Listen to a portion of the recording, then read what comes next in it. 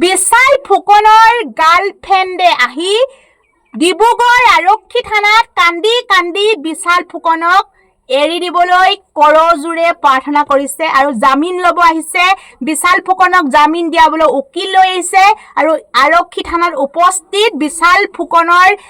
X যিগৰাকী girlfriend, সেই গাৰ্লফ্ৰেণ্ডজনী কোন এতিয়া সম্পূৰ্ণ পোহৰলৈ আহিল। ইমান দিনে গাৰ্লফ্ৰেণ্ডৰ কথা যিহেতু ছ'চিয়েল মিডিয়াত বাজি আছিল, গাৰ্লফ্ৰেণ্ড কোন, বিশাল ফুকনৰ কোন গাৰ্লফ্ৰেণ্ড, তেনেকুৱা বহুতজনে বহুত ধৰণৰ মন্তব্য দিছিল। এতিয়া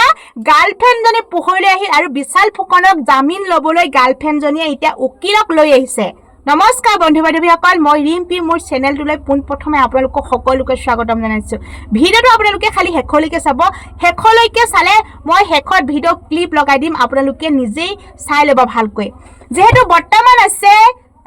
বিশাল ফুকন ৰঙা ঘৰৰ আলহী আৰু মৰমৰ পাতি লোৱা বাইকজনী আছে ক'ৰবাত পলাই। এতিয়ালৈকে সেই চুমি বৰাক আৰক্ষীয়ে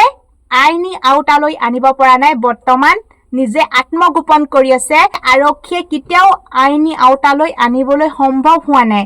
যি ষ্টক মাৰ্কেট, শ্বেয়াৰ মাৰ্কেট, ট্ৰেডিঙত যি পইচা ইনভেষ্ট কৰাইছিল, মানে যি মানি তাত ট্ৰেড লগাইছিল, এতিয়া কোনে কোনে ট্ৰেড তাত লগাইছিল এতিয়ালৈকে কোনো এজন নামো পোহৰলৈ অহা নাই। কিন্তু বিশাল ফুকনে নামি দামী বিলাসী বাহন, যি লাইফষ্টাইল মানুহৰ চকুত ইমান জল্দি মানুহৰ চকুত দেখুৱাই দিলে আৰু যিহেতু সকলো দৃষ্টিগোচৰ হ'ল আৰু ইমান পইচা 22 বছৰ বয়সত ক'ৰ পৰা পাইছে কি কথা, মানে যিহেতু ইনভেষ্টিগেশ্যন কৰোৱাৰ পিছত গম পালে যে এইটো এটা ট্ৰেডিং কৰি ইমানখিনি টকা কোটিপতি মালিক হ'ল বিশাল ফুকন 22 বছৰ বয়সতে। আৰু 22 বছৰ বয়সত যিহেতু ইনভেষ্টিগেশ্যন কৰোৱাৰ পিছত আৰক্ষী সোধপোছ কৰাত সুধিছিল যে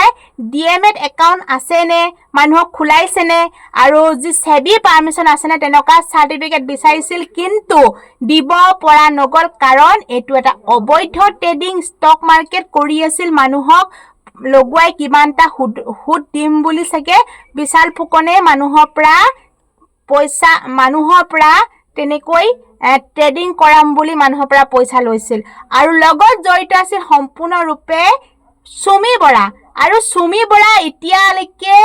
আইনী আওতালৈ আনিব পৰা নাই আৰক্ষীয়ে। বিশাল ফুকনকটো মানে গ্ৰেপ্তাৰ কৰিলে। চুমি ফুকনে ফিজিকেলি কাৰোবাক প্ৰমোশ্যন কৰাইছে, কাৰণ বিশাল ফুকন 22 বছৰ বয়সত কেতিয়াও ইমান কোটি কোটি টকীয়া মালিক অকলে হ'ব পৰা নাই, নিশ্চয় ফিজিকেলি কাৰোবাক প্ৰমোশ্যন কৰাইছে, ডিজিটেলি নকৰালেও। আৰু এতিয়া চুমি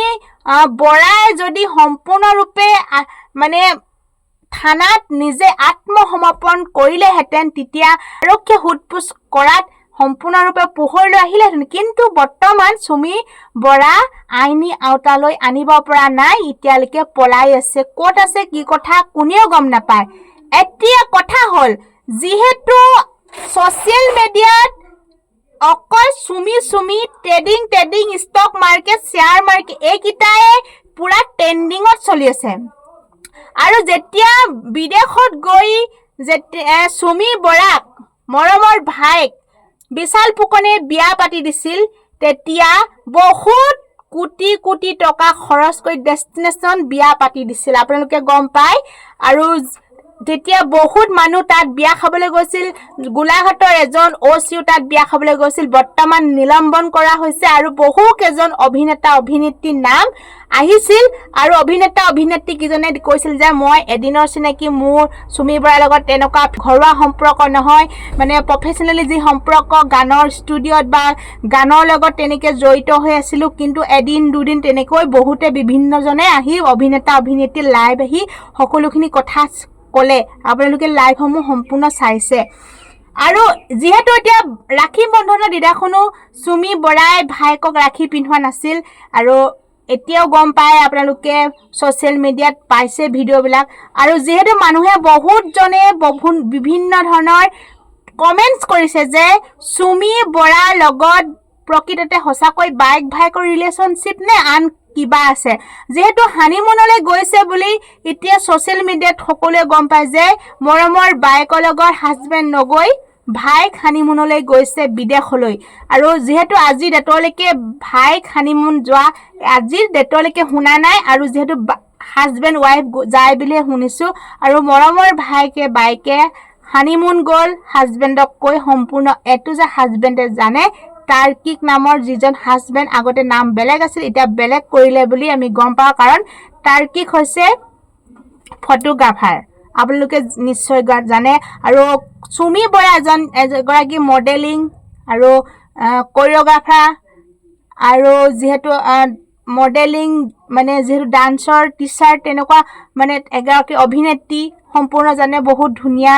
অভিনয় কৰে নৃত্যশিল্পী তেনেকুৱা আৰু কেতিয়াও সুমি বৰাৰ হাতত ইমান টকা পইচা নাই আৰু যেহেতু তাৰ্কিকৰ হাতত ইমান টকা পইচা নাই এতিয়া মানুহে এনেকুৱা ধৰণৰ এটা প্ৰশ্ন কৰিছে 22 বছৰ বয়সতে আজিকালি 22 বছৰ বয়সত নালাগে 15-17 বছৰ বয়সতে গাৰ্লফ্ৰেণ্ড বয়ফ্ৰেণ্ড সকলোৱে থাকে এটো এটা কম্পালসৰি হৈ গ'ল অকমানি ছোৱালীজনীও গাৰ্লফ্ৰেণ্ড বয়ফ্ৰেণ্ড এটা আছে কাৰণ কোটি টকীয়া এজন মালিক বিশাল ফুকনৰ এগৰাকীও গাৰ্লফ্ৰেণ্ড নাই নে আজি ডেটলৈকে গাৰ্লফ্ৰেণ্ডজনী ওলোৱা নাই নে তেনেকুৱা প্ৰশ্ন কৰিছে মই যে ক'লো গাৰ্লফ্ৰেণ্ডে আহি আৰক্ষী থানাত হাতজোৰ কৰি উকিল হতুৱাই লৈ গৈছে মানে জামিন কৰিবলৈ যদি প্ৰকৃততে বিশাল ফুকনৰ গাৰ্লফ্ৰেণ্ড থাকিলেহেঁতেন নিজৰ ভালপোৱা মানুহজনক সঁচাকৈ উকিল আনি মানুহৰ যেহেতু ডিজিটেলি হওক ফিজিকেলি হওক লগ পাই সেই বিশাল ফুকনক জামিন আনিবলৈ চেষ্টা কৰিলেহেঁতেন বা জামিন আনিব নোৱাৰিলেও অন্তত দেখা দিলেহেঁতেন সামাজিক মাধ্যমতো পালোহেঁতেন প্ৰকৃততে সঁচাকৈ বিশাল ফুকনৰ গাৰ্লফ্ৰেণ্ড কোন যিখিনি কমেণ্ট কৰি আছে সঁচাকৈ নেকি কমেণ্টৰ মতে সেইখিনি কিন্তু জ্ঞাত নহয় এতিয়া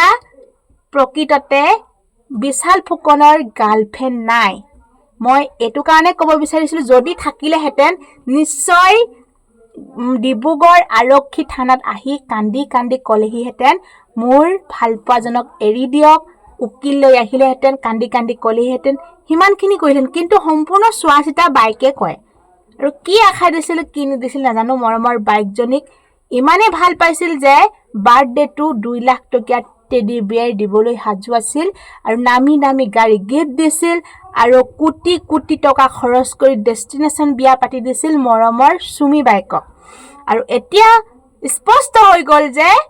প্ৰকৃততে গাৰ্লফ্ৰেণ্ড কোন আৰু গাৰ্লফ্ৰেণ্ড আছেনে নাই স্পষ্টকৈ মই নক'লো আপোনালোকে নিশ্চয় বুজি পাইছে আৰু মই কি বুজাব বিচাৰিছোঁ আপোনালোকে নিশ্চয় বুজিও পাইছে এতিয়া সুমি বৰা ক'ত আছে নাজানো মই আপোনালোকক এটাই কথা কৈছোঁ ষ্টক মাৰ্কেট শ্বেয়াৰ মাৰ্কেট আপোনালোকে নকৰিব আৰু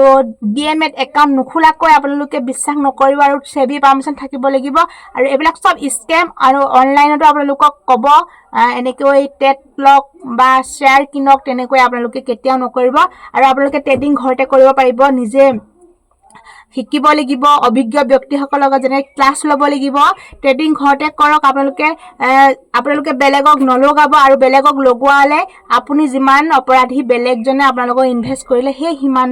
সিমানটোৱে অপৰাধী বুলি যিহেতু মুখ্যমন্ত্ৰী ডাঙৰীয়াই কৈছে আপোনালোকে নিশ্চয় শুনিছে